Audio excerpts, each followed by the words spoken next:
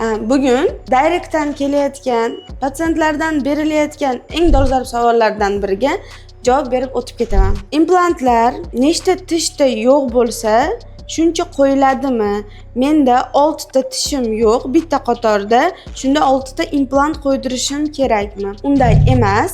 Agar har xil joylarda bitta yoki ikkita tishlar yo'qotilgan bo'lsa, ularga bitta ikkita o'sha zonaga implant qo'yiladi. Agar sizda bir barakaga bitta qatorda bir nechta tishingiz yo'q bo'ladigan bo'lsa, ikkita va undan ortiq implantlar bilan bu holatdan chiqib ketsa bo'ladi.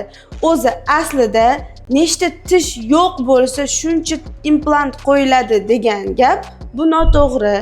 Agar sizda 32 ta tishingiz yo'q bo'ladigan bo'lsa, 32 ta emas, tepa jag'ingizga 6 tadan 8 tagacha, pastki tishingiz ham 6 tadan 8 tagacha implant bilan tish qatorlaridagi 32 ta tishni to'liq qaytarsa bo'ladi. 32 ta emas, ya'ni 28 ta to'g'rirog'i. 8-tishlar bu qo'yilishi majbur bo'lmagan tishlarga kiradi. Sizga ham sifatli va og'riqsiz implant qo'ydirish muolajasi qiziq bo'lsa, Direct'ga murojaat qiling.